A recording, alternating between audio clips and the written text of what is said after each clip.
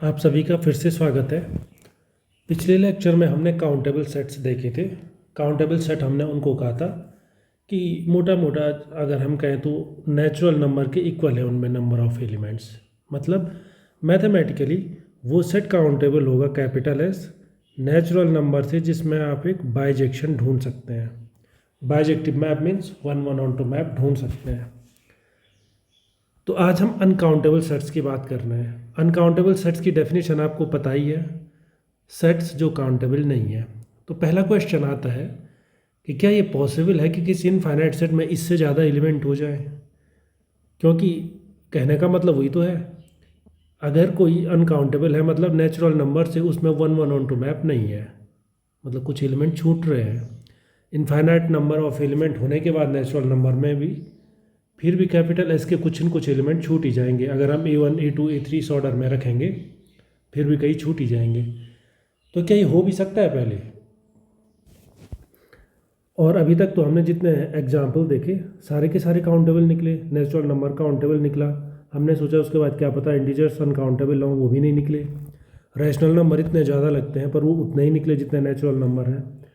और any union of, पिछले last lecture के लास्ट में हमने बताया था, कितना ही यूनियन कर लें हम, काउंटेबल सेट्स का काउंटेबल यूनियन भी कर दें तब भी हमें जो मिलता है वो काउंटेबल ही सेट मिलता है।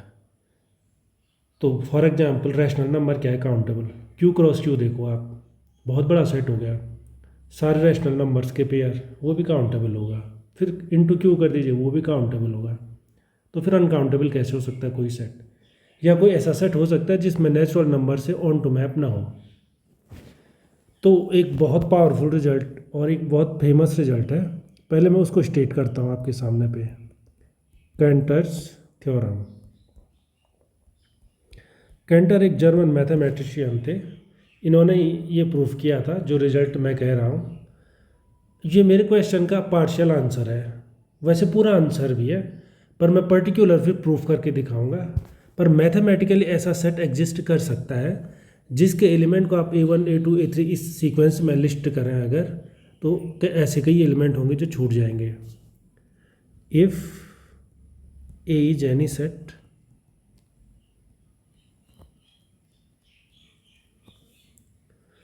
देन देयर इज, आप चाहे तो बाइजेक्शन लिखें चाहे तो सरजेक्शन लिखें, of A onto P A. P A क्या है? Power set of A. Power set की डेफिनेशन आपने पढ़ी होगी। पावर सेट कहते हैं कि ए के जितने सबसेट्स हो सकते हैं उन सभी सबसेट का सेट बनाइए। तो पावर सेट क्या होता है? सेट का सेट होता है। ए के जितने सबसेट हैं सारे लिखिए, उसके बाद उनका भी फिर से सेट बनाइए। और दूसरी चीज़, ए से पी ए में इंजेक्शन, अगर आप पावर सेट को समझते हैं, अच्छा है, नहीं समझते तो मैं क्विक एग्जांपल दे देता हूँ। फॉर एग्जांपल ये अगर 1-2 हो, ए कोई सेट है, तो पावर सेट क्या होगा? पावर सेट में वो एलिमेंट होंगे जो ए के सबसेट हैं। जैसे फॉर एग्जांपल 5 1 भी सबसेट है ए का, 2 भी सबसेट है ए का, और 1-2, और इतना ही है। तो ए खुद में क्या है, जब हमने इस 1 को करली ब्रैकेट में रख दिया है तो ये एक सेट हो चुका है और सब सेट हो चुका है कैपिटल ए का। तो पी ए में क्या आ गए? ए के सारे सबसेट। तो इंटरेस्टिंगली आप देख पा रहे होंगे, ए से पी ए में इंजेक्टिव मैप ढूंढना बहुत आसान है। डोमेन ए हो, रेंज पी ए हो, बहुत आसान है। कैसे? किसी भी एलिमेंट की इमेज जो है, आप क्या कर दीजिए, एफ ए को डिफाइन कर लीजिए। एफ ए मतलब इस 1 की इमेज ये 1 वाला सेट हो जाएगा सिंगलेटन, 2 की इमेज 2 वाला सिंगलेटन हो जाएगा, और ऐसे कुछ और एलिमेंट 3 4 5 हैं। तो सीधी चॉइस है हमारे पास, इसमें कोई ज़्यादा सोचने वाली बात नहीं है। तो बोलने का मतलब क्या है कि नो सरजेक्शन का मतलब क्या है? नो बाइजेक्शन है। क्योंकि 1-1 मैप तो हमेशा होगी ए से, और ऐसी हज़ारों मैप होंगी। एक तो जैसे मैंने बता दिया, और भी हो सकता है दूसरे सेट के लिए, इसी सेट के लिए और भी मैप आप ढूंढ सकते हैं, लेकिन कोई ऐसा सेट ढूंढ सकते हैं कि आपको हज़ारों मैप मिल जाए, सारी की सारी वन वन मैप होंगी, लेकिन एक भी मैप ऑन टू नहीं होगी, और जैसे ही ऑन टू होगी तो वो बाइजेक्टिव हो जाएगी। तो आपको इसीलिए मैंने सर्च एक्शन लिखा हुआ है। तो इस रिजल्ट से मिल क्या रहा है हमें? इससे हमें एक चीज़ तो मिल गई कि अभी जो क्वेश्चन मैंने पूछा था, मैथमेटिकली अगर मैं एक सेट नेचुरल नंबर लूँ और एक set power set of natural number लूँ, तो ये दो इस नेचुरल नंबर से power set of natural number में कभी भी सर्जेक्टिव मैप नहीं होगी, या दूसरे शब्दों में कहूँ तो हमें एक अनकाउंटेबल सेट मिल जाएगा मैथमेटिकली। हमें कंस्ट्रक्ट करना आता ना मैथमेटिकली, मतलब उतने उस सेट को लिखना थोड़ा पॉसिबल नहीं है, पर हम इंग्लिश में तो लिख ही सकते हैं कम से कम कि all subsets of natural number और उनका फिर से सेट। अब देखिए कैसे, इसका प्रूफ बहुत ज़्यादा डिफ़िकल्ट नहीं है। मान के चलिए है, अज्यूम फाई एक बाइजेक्शन है,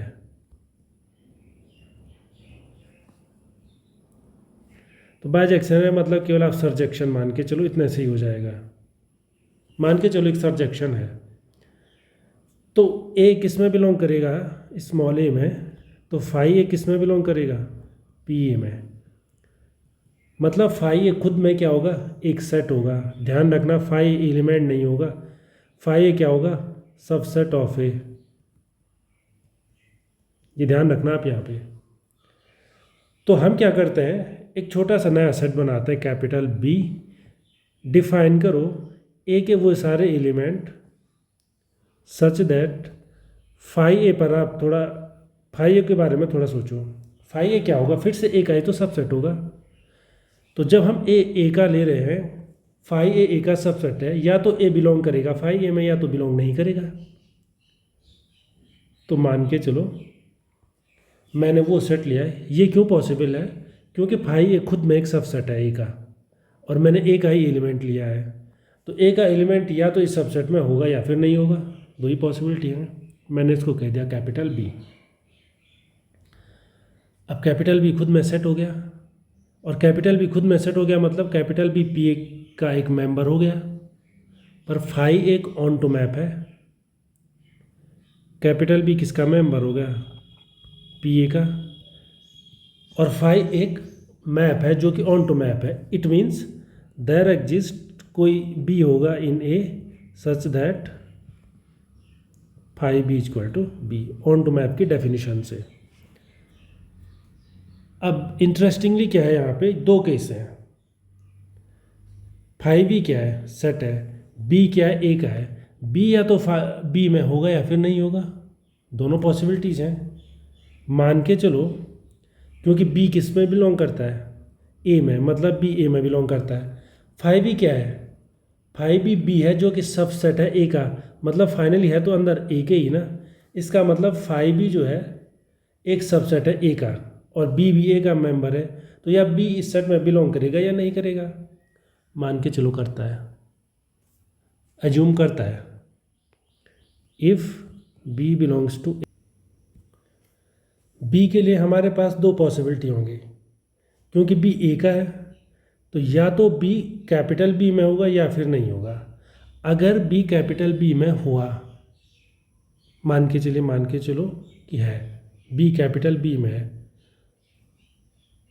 तो अभी जो डेफिनेशन हमें मिली उससे क्या मिला है, फाई बी क्या है, बी है। इसका मतलब बी किस में बिलोंग करता है, फाई बी में। पर हमारी डेफिनेशन के हिसाब से बी की डेफिनेशन क्या है, बी उन एलिमेंट का सेट है कि अगर ए उसमें होगा, ए कैपिटल ए में है अगर, तो ए फाई ए में नहीं होगा। ए सारे कैपिटल ए का सेट है, वो बेसिकली कैपिटल ए में तो होगा ही होगा, लेकिन कैपिटल ए के केवल वो स्मॉल ए एलिमेंट है, वो एलिमेंट जो फाई ए में नहीं है। इसका मतलब बी बिलोंग में करेगा तो बी फाई बी में बिलोंग नहीं करेगा। पर इससे प्रूफ क्या हो रहा है, एक कॉन्ट्राडिक्शन आ रही है। अगर बी बी में बिलोंग करता है तो बी फाई बी में बिलोंग करेगा, ये कैपिटल बी की जो डेफिनेशन है उसके खिलाफ है। दूसरी बार मान के चलो बी बिलोंग नहीं करता है, अगर बी बिलोंग नहीं करता है तो भी आपको कॉन्ट्राडिक्शन मिलता है। इसका मतलब क्या होगा, B does not belong to 5b, पर बी तो 5b में बिलोंग करेगा ही ना, क्योंकि डेफिनेशन ही क्या है, 5b का मतलब ही तो बी है।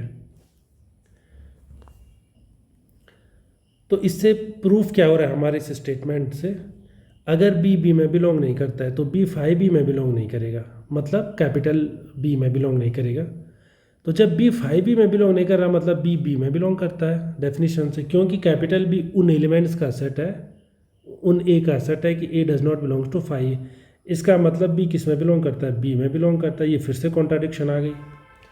तो हमारे पास कॉन्ट्राडिक्शन क्या आई, अगर बी में बिलोंग करता है तब भी कॉन्ट्राडिक्शन है, बी में बिलोंग नहीं करता तब भी कॉन्ट्राडिक्शन है। इसका मतलब ये कॉन्ट्राडिक्शन का कारण क्या है, क्योंकि हमने ये अज्यूम किया कि फाई से पी, फाई जो मैप है वो एक सर्जेक्टिव मैप है। तो हमें दोनों केस में कॉन्ट्राडिक्शन आई, इसलिए सच ए मैप कैन नॉट एग्जिस्ट। इसलिए कोई भी सेट हो कभी भी अपने पावर सेट के साथ एक सर्जेक्टिव मैप नहीं रख सकता या बाइजेक्टिव मैप नहीं रख सकता। तो इससे अब पहला प्रूफ क्या मिला, पहला प्रूफ हमें इतना पता तो चल गया कि नेचुरल नंबर का अगर हमने पावर सेट बनाया तो नेचुरल नंबर से उसमें कभी भी क्या होगा, 1-1-1-2 मैप नहीं होगी। अब मैं आपको एक प्रूफ दिखाता हूँ एज ए थ्योरम। ये भी ये डायगोनल मेथड भी इसको कहते हैं, और ये डायगोनल मेथड भी इसको कहते हैं, और इसको कैंटर्स आप सेकंड प्रूफ भी मान सकते हैं, कैंटर्स सेकंड प्रूफ। मैं बाद में एक और मेथड दूंगा आपको अगले चैप्टर में,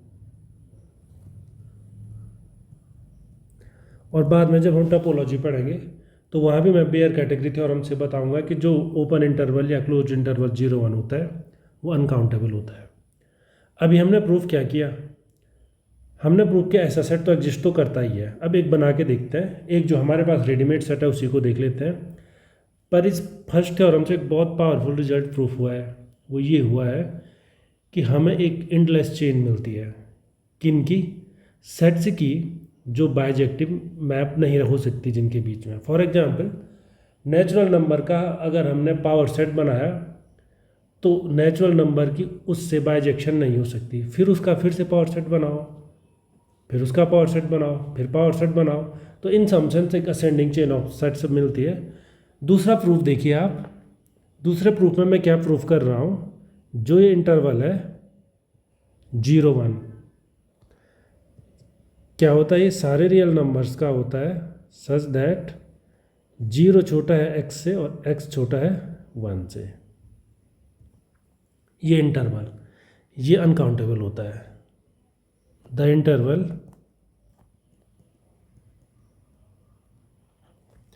इज अनकाउंटेबल। इसको करने के कई तरीके हैं, उनमें से एक डायगोनल मेथड हो सकता है। डायगोनल मेथड का मतलब क्या होता है, आप अभी देखेंगे प्रूफ में डायगोनल के अलोंग चलते हैं इसमें, इससे क्लियर कट प्रूफ हो जाता है कि रियल नंबर उतने नहीं है, मतलब हम उनको काउंटेबल नहीं मान सकते हैं। तो आप कॉन्ट्राडिक्शन से मान के चलिए, अज्यूम काउंटेबल है, अज्यूम जो क्लोज इंटरवल है 0-1 ये काउंटेबल है।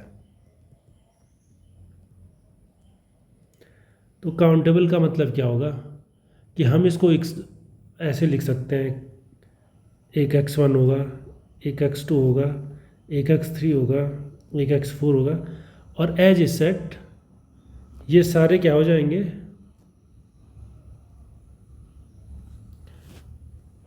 ये सारे अगर आप मिला करके एक जगह पे रखेंगे तो वो सारे रियल नंबर हो जाएंगे 0 से 1 तक।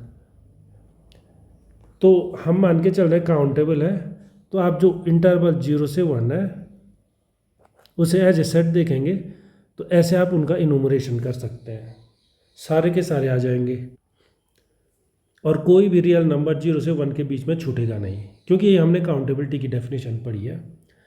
अब आप देखिए हम क्या करने वाले हैं, डायगोनल मेथड में आप क्या करते हैं, x1 का एक डेसिमल एक्सपेंशन होगा, उसको आप कैसे मान लीजिए, point B11, B12, B13, B14 और ऐसे ही चलता रहेगा ये। इसमें आप ध्यान रखना हमेशा जो B11, B22, B33 कितना है, ये 0 से 9 के बीच के ही हैं सारे नंबर। मैं यहाँ पे लिख लेता हूँ Bij बिलोंग्स टू 0 1 कहाँ तक 9 तक, क्योंकि डेसिमल एक्सपेंशन में हमें पता है 0 से एलिमेंट स्टार्ट होते हैं, 0 1 2 3 4 9 तक, इन्हीं का रिपीटेशन चलता है। ऐसे x2 को भी आप डेसिमल एक्सपेंशन में लिख सकते हैं। फॉर एग्जांपल जैसे आप 1/3 को डेसिमल एक्सपेंशन में लिखते हैं 0.3333 ऐसे कुछ, तो b11 b3 हो गया, b12 b3 हो गया, b13 b3 हो गया, इस तरह से। ऐसे ही आप क्या कर सकते हैं, अब x2 का भी आप डेसिमल एक्सपेंशन लिख सकते हैं। तो इसे आप ऐसे लिख लीजिए .b21 b22 b23 b24, और ये डेसिमल एक्सपेंशन चलता रहेगा। ऐसे ही आप मैं 3 4 के लिखूंगा जिससे डायगोनल मेथड क्लियर रहे। इसका भी एक डेसिमल एक्सपेंशन होगा और ये चलता रहे, और ऐसे आप आगे चलते रहिए। कहीं पे xn भी आ जाएगा तो xn का कितना हो जाएगा .bn1 bn2 bn3 bn4 dash dash dash. तो मैंने यहाँ पे लिख लिया है Bij का मतलब कोई भी ले लीजिए इसमें से, वो 0 से 9 के ही बीच में है, ठीक है। तो हमने सारे के सारे रियल नंबर लिस्ट बना करके रख दिए हैं, इनको छोड़ के अब कोई रियल नंबर छूट नहीं गया जो 0 से 1 में है, एज पर आवर असम्पशन। अब मैं एक नया रियल नंबर डिफाइन कर रहा हूँ।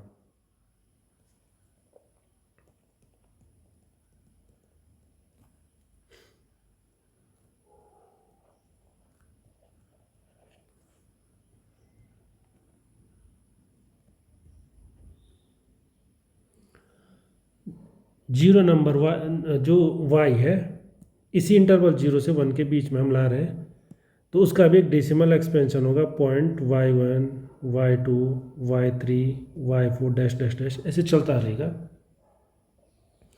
ध्यान रखो कैसे हम चेंज कर रहे हैं, कैसे हम सेलेक्शन कर रहे हैं। हमने इसके डायगोनल एलिमेंट को मैं सर्कल कर रहा हूँ, ये डायगोनल एलिमेंट्स ये और ऐसे चलते रहेंगे। हम इनके बेस पर ही बनाएंगे। कैसे बनाएंगे, हमारा पर्पज ये है एक नया रियल नंबर बनाना है जिसकी कि हर एक एंट्री जो ये डायगोनल एलिमेंट है उससे डिफरेंट हो। मतलब पहली एंट्री पहले वाले की, फॉर एग्जांपल पहली वाली एंट्री b11 से डिफरेंट हो, दूसरी वाली b22 से, तीसरी वाली b33 से। इससे हमें मिलेगा क्या, इससे हम कंफर्म कह सकते हैं कि ये y इनमें से कोई नहीं है। देखो कैसे मैं कंस्ट्रक्शन कर रहा हूँ। y1 आप लीजिए दो वैल्यू, आप कोई भी दो नंबर उठा सकते हैं। मैं ले रहा हूँ 2, ये 2 कब ले रहा हूँ मैं, इसकी बल्कि y1 ही नहीं, ये सब पे अप्लाई होगा। अगर b11 greater than equal to 5 है, मतलब 5 से छोटा ले लिया मैंने, आप 3 भी ले सकते हैं। और फॉर एग्जांपल 7 ले लीजिए दूसरा, कब, अगर b11 लेस देन है 4 से। तो y1 कभी भी b11 के इक्वल नहीं होगा। आप समझ गए होंगे क्यों, क्योंकि पहली एंट्री है जो y की जो डेसिमल के बाद पहली एंट्री है वो b11 के इक्वल कभी नहीं हो सकती। क्यों, हमने इस तरह से इस y1 का सिलेक्शन किया हुआ है कि अगर b11 फॉर एग्जांपल 6 है 7 8 है कुछ भी है तो y1 2 हो जाएगा। और अगर b11 4 से छोटा है, फॉर एग्जांपल 1 2 3 कुछ भी है, तो y1 7 हो जाएगा। वो हमारा सिलेक्शन है। और इन जनरल हम यही सब के साथ करते हैं। इन जनरल क्या कर रहा हूँ मैं, जो कोई भी nth एंट्री है उसको देखो, या तो 2 लीजिए या 7 लीजिए। 2 कब लीजिए, जब bnn greater than equal to 5 हो, और जब bnn less than equal to 4 हो। तो इसका मतलब क्या होगा, y2 कभी भी b22 के इक्वल नहीं हो सकता। ऐसे ही y3 कभी भी b33 के इक्वल नहीं हो सकता। ऐसे ही y4 कभी भी b44 के इक्वल नहीं हो सकता। इन जनरल हमारा जो सिलेक्शन है, सबसे पहले तो ये देख लीजिए जो भी ये नंबर है 0 1 में है ही है। सेकेंडली आप हमेशा देखिए जो भी डायगोनल एंट्रीज आपको मिलेगी, हमेशा डिफरेंट डायगोनल एंट्री मिलेगी इसकी nth एंट्री से। इसका मतलब क्या कि y is not equal to any of these, y is not equal to any of the listed, any element of the enumeration. Enumeration मतलब जो इनूमरेशन हमने किया था x1 लिखा था, ये x1 x2 x3 नहीं है। क्यों नहीं है? उसका सिंपल सा रीजन है, जो वाई एन है वो कभी भी बी एन एन के इक्वल नहीं होगा फॉर ऑल एन। मतलब y1 कभी भी, आप यहाँ पे देख लीजिए, y1 कभी भी b11 के इक्वल नहीं होगा, क्योंकि हमने सिलेक्शन ही ऐसे किया है, y2 b22 के, y3 b33। इसका मतलब जो y है ये कभी भी इक्वल नहीं हो सकता इसमें से किसी के भी एक्शन के, क्योंकि nth डिजिट पे जो है डेसिमल के हमेशा झगड़ा है उनका। अगर पहले का नॉट फॉर ऑल एन, क्यों? क्योंकि y की जो nth डिजिट होगी वो xn की जो डेसिमल के बाद nth डिजिट होगी उससे डिफरेंट होगी और कभी भी मैच नहीं करेंगे वो, इसलिए nth डिजिट पे वो कभी मैच नहीं कर रहे, तो y उनमें से कोई भी नहीं होगा। इसलिए क्या होता है, जो जीरो इंटरवल, जो क्लोज्ड इंटरवल 0 to 1 होता है वो अनकाउंटेबल होता है। तो आप समझ गए होंगे डायगोनल मेथड कैसे काम करता है। तो डायगोनल मेथड से तो हमने प्रूव कर लिया। ऐसे ही जो ओपन इंटरवल 0 1 है वो भी अनकाउंटेबल होता है। कैसे? आपके लिए एक्सरसाइज स्ट्रेट फॉरवर्ड है प्रूव करना। अगर ये काउंटेबल है तो इसमें दो ही तो एलिमेंट जोड़ने हैं, 0 और 1, उससे वो क्या हो जाएगा, क्लोज इंटरवल 0 1 बन जाएगा। तो दो एलिमेंट जोड़ने से काउंटेबल सेट काउंटेबल ही रहता है, ये हमने पहले ही पता है हमें। तो इसका मतलब 0 क्लोज इंटरवल 0 1 भी काउंटेबल हो जाएगा, इसलिए ये भी कितना होता है, अनकाउंटेबल। और मज़ेदार बात क्या है, आप कोई भी दो रियल नंबर ले लीजिए,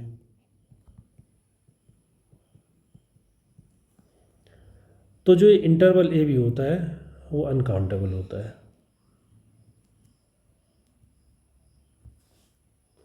कितना ही छोटा टुकड़ा ले लीजिए रियल नंबर का, अनकाउंटेबल होगा।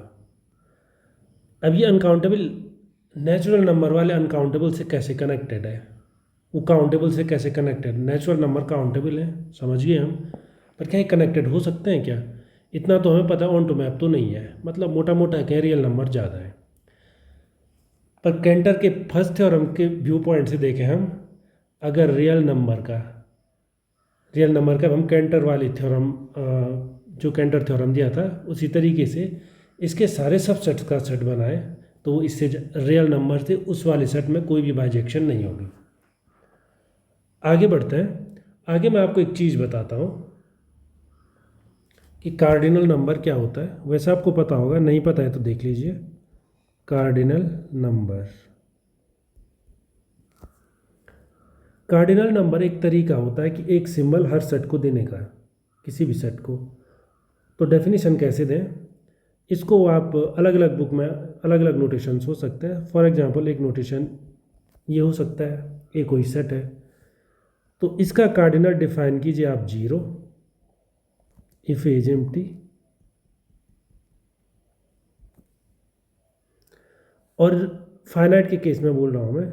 और अगर n डिफाइन कीजिए इफ देयर एग्जिस्ट एक बाइजेक्टिव मैप या 1 on 2 मैप, जो भी कहें, a bijection phi A to N N N आपको पता होगा, मैंने पहले डिफाइन किया था। एन एन क्या होता है, 1 2 3 और अप टू एन तक।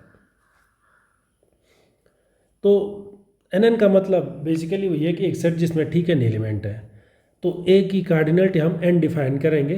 अगर आपने पहले पढ़ा है या पिछले शब्दों में कहें हम, तो अगर ए में ठीक एन एलिमेंट हो तो हम कहेंगे उसकी कार्डिनलिटी एन है।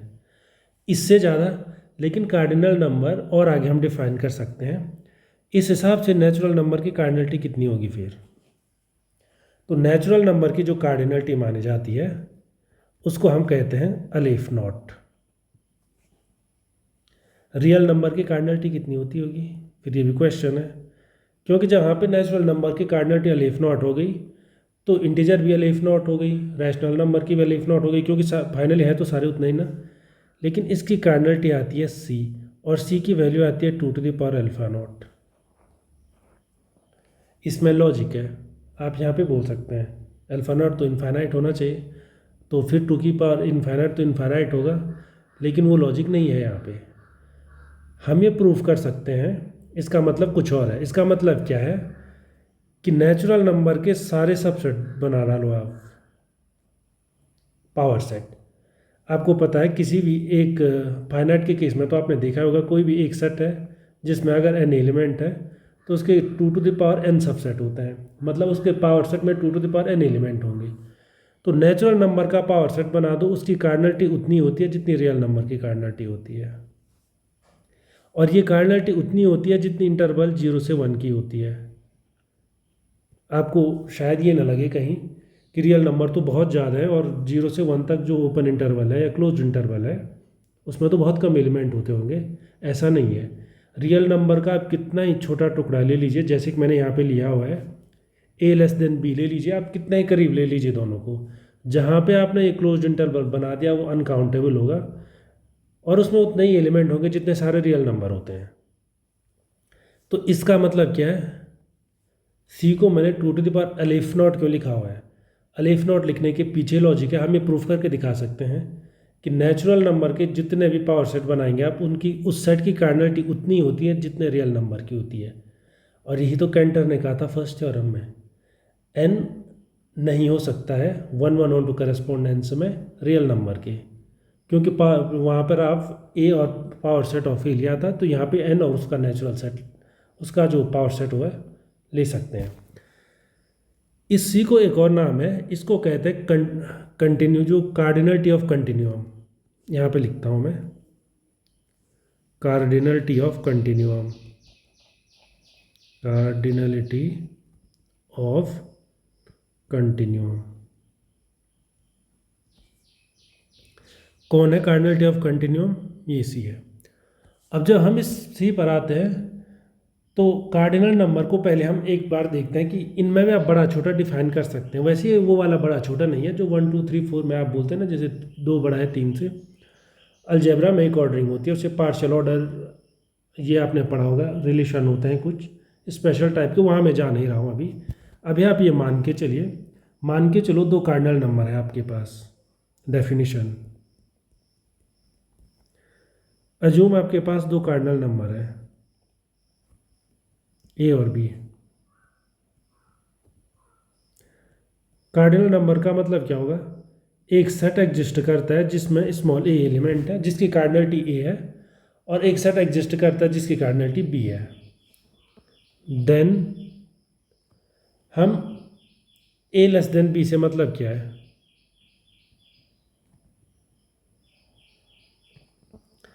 अजूम अगर a एक सेट है जिसमें a एलिमेंट है, ये तो कार्डिनलिटी का मतलब है, कार्डिनल नंबर है ना वो, कार्डिनल नंबर में किसी न किसी सेट की कार्डिनलिटी को बताता है वो। ऐसे ही b क्या होगा? b, तो a<b means there exist an injection f from a to b। तो आप देख सकते हैं कि आपके लेस देन इक्वल टू वाले नॉलेज के साथ ये बिल्कुल मैच करेगा। इंजेक्शन है ऑन, वो सरजेक्शन भी हो सकती है, ये कोई प्रॉब्लम नहीं है क्योंकि हमने लेस देन इक्वल टू बनाया हुआ है, पर इंजेक्शन तो पक्का है। इंजेक्शन है ए से बी में, और मैंने आपको होमवर्क में भी दिया था और बताया भी था, अगर ए से बी में इंजेक्शन है मतलब ए के हर एलिमेंट की एक इमेज है, पर हो सकता है बी का कोई एलिमेंट छूट जाए, इसलिए ए में कम एलिमेंट होते हैं। तो यही मतलब है कुछ कुछ A less than equal to B का। वैसे से less than equal to B नहीं पढ़ना चाहिए, क्योंकि जहाँ पे हम फील्ड एक्सियम पढ़ते हैं तो जरूर नहीं है हर किसी को आप लेस देन बोल सकते हैं। इसको आप इज डोमिनेटेड बाय बी भी बोल सकते हैं, पर कोई नहीं, ये केवल एक केवल कन्फ्यूजन ना करें आप, तो फिलहाल हम less than equal to B ही बोलेंगे। तो इंजेक्शन में आप ए से बी में, और A less than equal to B भी आप डिफाइन कर सकते हैं। If then A less than equal to B means there exists an injection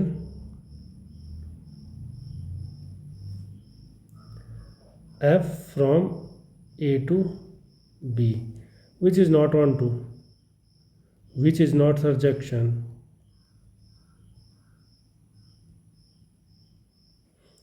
सरजेक्शन नहीं है मतलब बी का कम से कम एक एलिमेंट तो है जो छूटा हुआ नहीं है, तो यहाँ पे स्ट्रिक्टली लेस देन हो गया है।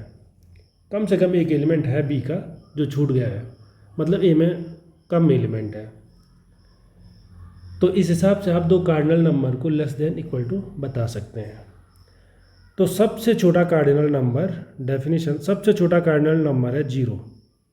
आसानी से देख सकते हैं आप, सबसे छोटा कार्डिनल नंबर 0 क्यों है? एम्प्टी सेट की कार्डिनलिटी। यहाँ पे मैं लिख लेता हूँ, एम्प्टी सेट क्या होता है? 5। इसकी कार्डिनलिटी होती है 0। 0 का आप देख सकते हैं 1 से छोटा होगा, ये 2 से छोटा होगा। फाइनाइट सेट में देखना बहुत आसान है। 1 का मतलब क्या है? कोई एक सेट ले लो आप जिसमें एक एलिमेंट हो, तो पक्की बात है वो 0 से बड़ा है, उसकी कार्डिनलिटी छोटी हो जाएगी और ये चलता रहेगा ऑर्डर। और लास्ट में जितने भी फाइनाइट सेट होते हैं सबके सब खत्म कहाँ पे हो जाएंगे? एलिफ नॉट पे, नेचुरल नंबर की कार्डिनलिटी पे। फाइनाइट सारे इससे, और एलिफ नॉट किससे छोटा हो जाएगा? सी से। सी को ही मैंने 2 to the power aleph naught कहा था। सी क्या है? Cardinality of continuum. और सी फिर किससे छोटा हो जाएगा? केंटर्स थ्योरम से। केंटर थ्योरम इसीलिए पावरफुल है, ये बताती है कि ये सीरीज़ कहीं रुकने वाली नहीं है। सी छोटा होगा 2 टू द पावर सी से, या 2 टू द पावर सी को अलग से आप लिखना चाहे तो 2 टू द पावर अल्फ़ा लिख सकते हैं, अलिफ नॉट, सॉरी अल्फ़ा नहीं, सॉरी अलिफ नॉट। और ये फिर किससे छोटा होगा? 2 टू द पावर सी से हो जाएगा, और फिर वो किससे छोटा होगा? अपने से आगे से छोटा हो जाएगा, और ये सीक्वेंस हमेशा चलता रहेगा। तो यहाँ पर एक क्वेश्चन आता है, फाइनाइट सेट के केस में देखिए आप, आपके पास कोई कार्डिनलिटी है, फॉर एग्जांपल ए में 3 एलिमेंट है, तो पावर सेट ऑफ ए में कितने एलिमेंट होंगे? 2 to the power 3, 2 to the power n element होते हैं। तो क्या 3 और 8 के बीच कोई कार्डिनल नंबर है क्या? तो क्वेश्चन तो क्लियर ही है कि ए और पी ए के बीच कोई कार्डिनल नंबर है। तो फाइनाइट के केस में तो बहुत आसान है, देख फॉर एग्जांपल यहाँ पे 4 हो सकता है, 5 हो सकता है, और भी हो सकते हैं, 6 7 भी हो सकते हैं। तो फाइनाइट में हमें आंसर क्लियर है कि कोई भी फाइनाइट सेट है ए, तो ए और पी ए की जो कार्डिनलिटी है उनके बीच कोई ना कोई कार्डिनल नंबर तो होंगे। तो एक इंटरेस्टिंग क्वेश्चन है यहाँ पे, इनफाइनाइट में क्या होता होगा। तो पहले मैं एक बार आपको इनफिनिट कार्डिनल बता लेता हूँ।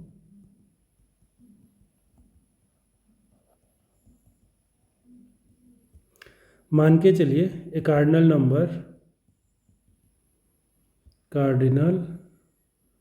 Number A is said to be infinite cardinal। आपको पता है अलिफ नॉट तक तो सब क्या है? अलिफ नॉट से पहले तक सारा फाइनाइट ही है, तो उससे आगे पहला अलिफ नॉट से हमने इनफाइनाइट की जर्नी स्टार्ट की हुई है। तो इसे इनफिनिट कार्डिनल कब कहेंगे? जब aleph naught less than equal to होगा ऐसे, मतलब अलिफ नॉट से बड़ा कोई भी, फॉर एग्जांपल सी हो सकता है, या 2 टू द पावर अलिफ नॉट बोल दीजिए, 2 टू द पावर अलिफ नॉट, या 2 टू द पावर अलिफ नॉट, या आपने सी बोल दिया तो 2 की पावर सी करते रहिए और आगे बढ़ते रहिए, उसे तो हम कहेंगे इनफिनिट कार्डिनल। तो इसके लिए क्वेश्चन क्या है? तो मैं क्वेश्चन भी क्लियरली लिख लेता हूँ। Does there exist a cardinal number से मतलब वही है, इनफाइनाइट से ही है, वो अभी क्लियर हो जाएगा। एक कार्डिनल नंबर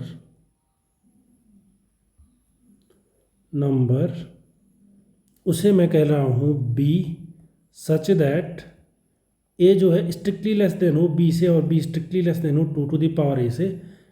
ए क्या है यहाँ पे? ग्रेटर देन इक्वल टू, या ग्रेटर देन इक्वल टू में अगर क्वेश्चन है तो ऐसे लिख लीजिए इसे, वेर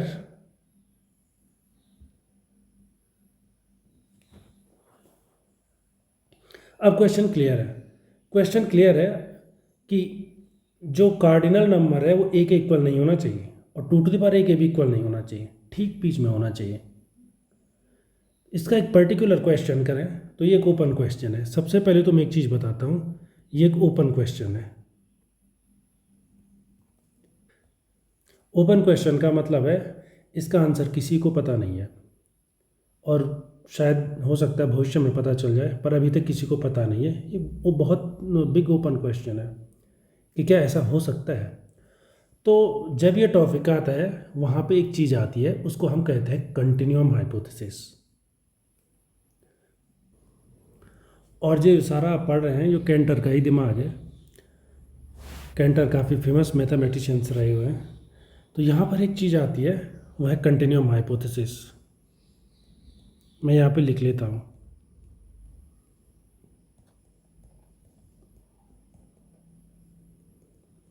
कंटिन्यूम हाइपोथेसिस क्या कहती है?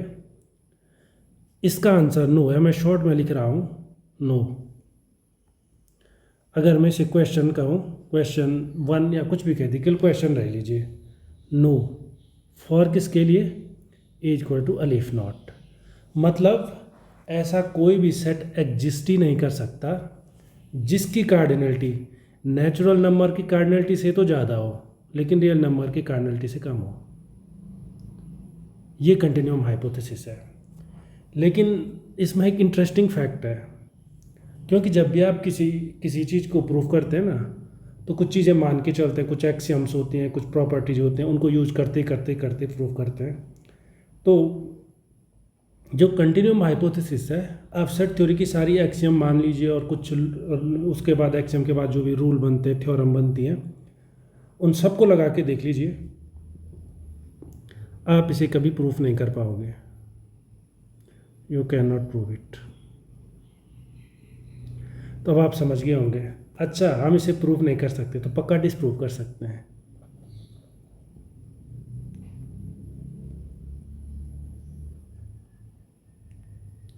मतलब आप कंटिन्यूम हाइपोथेसिस सच है, आप इसको प्रूफ भी नहीं कर सकते, आप इसे डिसप्रूव भी नहीं कर सकते। इसका मतलब क्या है? इसका मतलब ये भी है, ध्यान से सुनिए, मान के चलो कंटिन्यूम हाइपोथेसिस सच है, तो अगर ये सच है तो कुछ होगा ना। जैसे कुछ होता है, कोई रूल है, कोई असम्पशन है जो ट्रू है। फॉर एग्जांपल अगर रेन हो रही है, समझने के लिए मैं असम्पशन ले रहा हूँ कि रेन हो रही है, इट्स रेनिंग, तो पक्की बात है कि जहाँ भी वो बारिश हो रही है वहाँ कम से कम गीला तो होगा ही होगा, ठीक है, क्योंकि पानी नीचे की तरफ बढ़ता है। तो अगर हम मान के चलें कंटिन्यूम हाइपोथेसिस सच है, तो इससे कई वो निकलेंगे, कंक्लूजन निकलेंगे सेट थ्योरी में। तो सेट थ्योरी के कई रूल्स हैं, तो उन रूल्स पे कोई फ़र्क नहीं पड़ने वाला। और अगर कंटिन्यूम हाइपोथेसिस गलत है तो इससे फिर कई चीज़ें डिड्यूस होंगी, फिर सेट थ्योरी में ये होगा वो होगा, तो भी सेट थ्योरी पे कोई असर नहीं पड़ेगा। मतलब हमारे जो भी सेट थ्योरी है, जो भी काम करने का तरीका है, जैसे भी हम करते हैं, वर्क करते हैं, इनमें कंटिन्यूम हाइपोथेसिस सही है कि गलत है, उससे उन पर कोई फ़र्क नहीं पड़ता है। और ऐसे ही एक और चीज़ है, generalised continuum hypothesis. Generalised continuum hypothesis मैं कह रहा हूँ, तो ये जनरलाइज्ड कंटिन्यूम हाइपोथेसिस हो। कंटिन्यूम हाइपोथेसिस समझ गए? कंटिन्यूम हाइपोथेसिस ने, ये तो क्वेश्चन है, कंटिन्यूम हाइपोथेसिस ने किसके लिए कहा कि अगर अलीफ नॉट मतलब नेचुरल नंबर की कार्डिनलिटी, अलीफ नॉट के लिए तो पक्का इसका कोई आंसर नहीं है। जनरलाइज्ड कंटिन्यूम हाइपोथेसिस कहती है कि इसका कभी कोई आंसर ही नहीं, इसको पूरे क्वेश्चन का आंसर नो में दे देती है। तो जनरलाइज्ड है वो भी आंसर क्या नो देती है फॉर होल क्वेश्चन। फॉर गलत लिख लिया मैंने, no for the above question. तो जनरलाइज्ड कंटिन्यूम हाइपोथेसिस ने तो एक ही बार में बोल दिया सारा गलत ही है। बट इंटरेस्टिंगली आपको ये लग रहा होगा ना, you can not prove it और you can not disprove it. ये नून केवल किसके लिए? कंटिन्यूम हाइपोथेसिस के लिए। जनरलाइज्ड के लिए ये भी नून नहीं है। मतलब कंटिन्यूम हाइपोथेसिस में तो आप कह सकते हैं कि हम इसे प्रूव भी नहीं कर सकते, डिसप्रूव भी नहीं कर सकते हैं। मतलब इसके चाहे ये सच है चाहे ये झूठ है, ये हाइपोथेसिस, उससे हमारे सेट थ्योरी पे कोई फ़र्क पड़ने ही वाला नहीं है, शुरू से लास्ट तक कुछ भी नहीं पड़ेगा। पर जनरलाइज्ड का क्या होता होगा ये किसी को पता नहीं है। तो इसके साथ ही अगले लेक्चर में हम और आगे बढ़ेंगे। Thank you.